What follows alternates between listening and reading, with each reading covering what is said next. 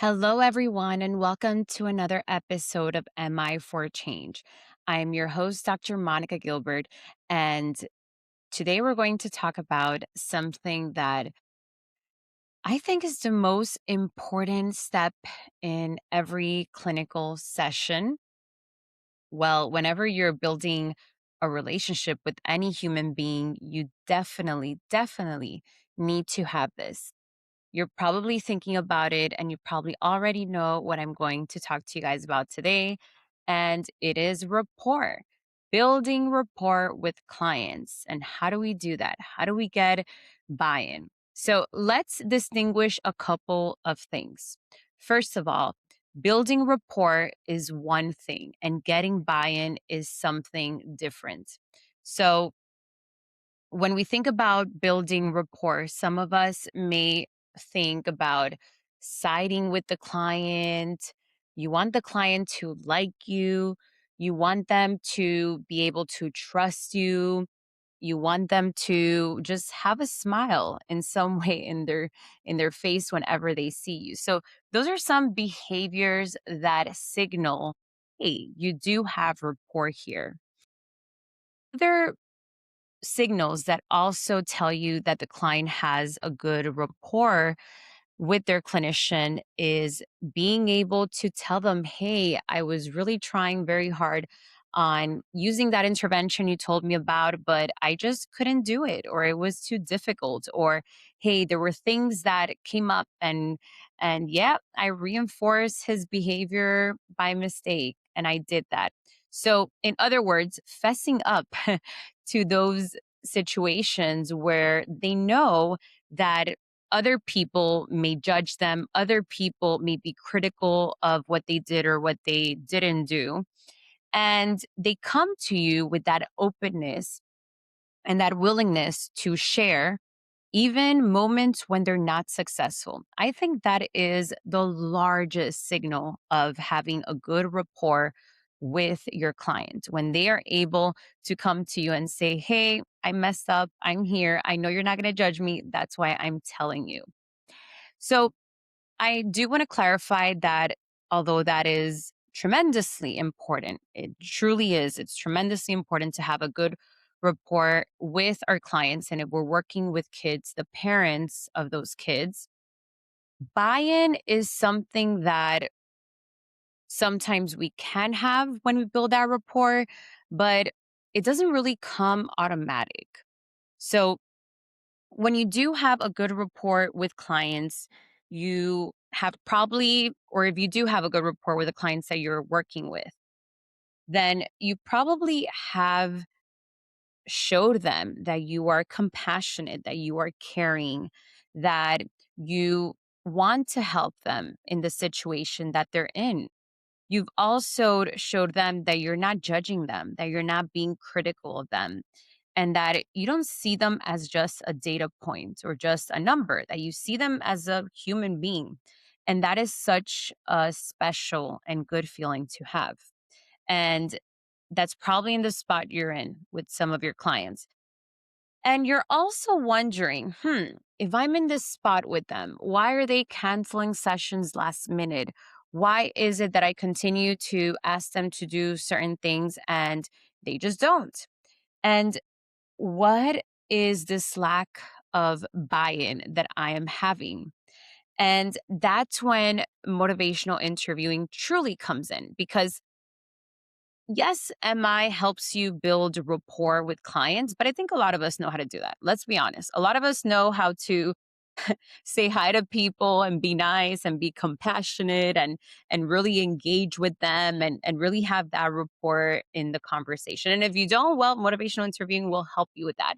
But where MI truly comes in is in that strategic sense of, okay, we already have that rapport. How do we now build buy in? And let me just say what buy in is not. Buy in is not just compliance. I was doing this conference talk a couple years ago for a conference. And when I was in the talk, I there was one of the participants, psychologist slash BCBA that was in the audience, and she said, your training getting buy-in was something interesting that called my attention, but I think it's too much on compliance, and we're trying to, as a field, stay away from compliance and asking clients to do what we want them to do. So that title didn't sit very well with me, and I said, okay, well, first, you're here, so thank you for being here. um, and she did have a point. Buy-in, sometimes we think about buy-in and we're like, yeah, that sounds like compliance. And it truly does. So I do want to clarify that buy-in is not really compliance in the motivational interviewing sense. So compliance is momentarily when you have someone comply with your request, with your demand. It's very situation specific, and it's very like happening in the moment and momentarily. It doesn't necessarily mean that it's going to generalize. And that's not what we want. We don't want blind compliance. We don't want people to just do what we ask them to do. We don't want parents to just do the intervention because we're asking them to do it. We want them to really see the value in it, because when they are able to see the value in it, when they're able to connect with it, when they're able to see that this intervention is the missing link of their life. I know it sounds dramatic, but truly it is. Then you don't just get compliance, you get ownership and you get generalization. And now this client or this parent is using this intervention because it speaks to them. And they don't really need you to tell them. They use it everywhere because it just makes sense to them. And that's really where I want people to go towards that buy-in. Getting that buy-in from clients, because truthfully, we want the interventions that we are teaching them to stick. We don't want them to just say they're going to do it, or just do it one time, or just do it in one instance. We want them to do it long term. Now, how do we know if we truly have that buy-in with the client? Like, how do we know that they're really buying in and they're not just being compliant because you're there and you're kind of this authority telling them what to do? Well, you'll see it in their reaction. Y- Using the same motivational interviewing skills will allow you to find out if the client has buy in. When you ask open ended questions, when you ask the right questions, when you're asking mom, well, instead of telling mom, hey, use this plan ignoring technique or whatever it is when Jimmy starts engaging in this huge tantrum, when instead of doing that, you ask the parent, Mom, what would you do if you're in a store and he starts engaging in this behavior? What are some techniques you've used in the past or that you've learned from our conversations that you think would be effective? And then mom all of a sudden tells you exactly what you want to hear. She tells you that technique that you were going to tell her. She's saying it now. That's when you have buy in. That's when the parent is problem solving themselves. That's when they're coming up with their own solutions for this problem behavior. Isn't that what we want? So you'll you can tell when a parent has buy-in when you start asking the right questions and they start responding, when you're starting to evoke that from them and they're telling you how they are using whatever you guys have discussed, whatever you taught them in other areas, in other circumstances. That's when there's truly that buy-in, when they're problem solving, coming up with different types of interventions.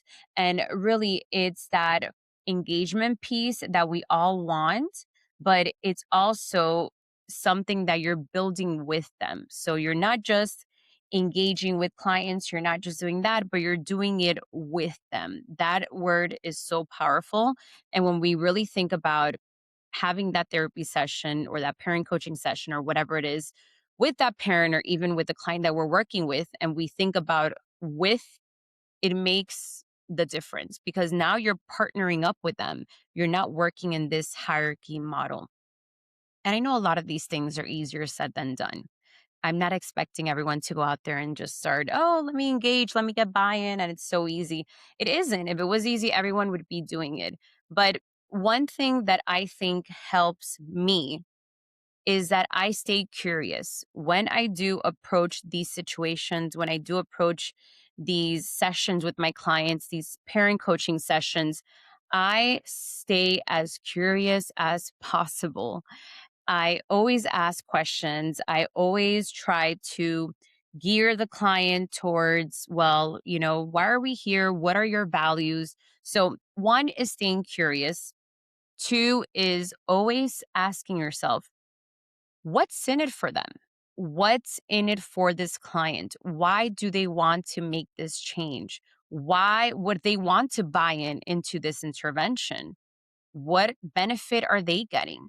Remember, when you have a parent, and this is when we think about, or when I use examples in the behavioral world, I use the example of a child in a store that wants a toy and starts screaming, I want the toy, I want the toy, starts crying.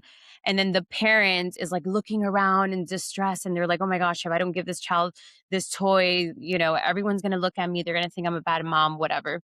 And so the mom is not giving him the toy. And then it gets to a point where there's that extinction burst. And she's like, no, here, here, here. And she gives the child the toy. And in that situation, we have to think that there are both benefits and perhaps non benefits to that parent's behavior. So, in one sense, the parent knows or has learned that if they give in to their child at that moment, this tantrum is going to continue. But right now, what's stronger is that relief. Right now, what's stronger is that relief from that public attention or even that relief from the child's whining and crying. So there are benefits to her giving in to their child's behavior. The benefits are that we have to acknowledge that. We can't just put that as like the pink elephant in the room and ever talk about it. There is that benefit. So in our conversations with the clients, it has to be more beneficial to not give in to the client's behavior. And that's where we come in. After we acknowledge, hey, there are two sides to this. There's benefit to this and there's benefits to that. And you're choosing this one. Let's explore this a little bit. Now, let's explore the other hand. What are some benefits to not giving in? What are some things you can do? And if the parent is able to acknowledge that and say, you know what? Absolutely. I now see the benefits of, I guess, those future benefits of not giving in. Now you have buy in, and this buy in is generalized. It happens without you even being there. And I think that's where we all want to end up with our clients. We want to end up in a place where they don't need us anymore, where they're saying, hey, thank you so much. It was a nice trip, but now I can handle it myself ethically, professionally, clinically. That's where we want to end up. But again, if we don't have that buy-in, then it is very difficult for us to end up in that space. So I hope that you found value in this session. And let me know if you have any comments, if you have any follow ups about this, if any of this helps in your session. I always say stay curious before you go into a session. It's important that you stay curious and of course, you want to engage, but think about the strategic part of it too. You want to really get buy in. You want to get that ownership. You want to get that generalization. So I'll see you guys in the next podcast. I hope you found value in this one. Thank you for joining me on today's episode of MI for Change. If you're ready to keep growing your motivational interviewing skills, I'd love to invite you to explore my MI Academy, where you'll find a full library of on-demand courses designed to help you put MI into practice with confidence. You can learn more at www.drmonicagilbert.com. Until next time.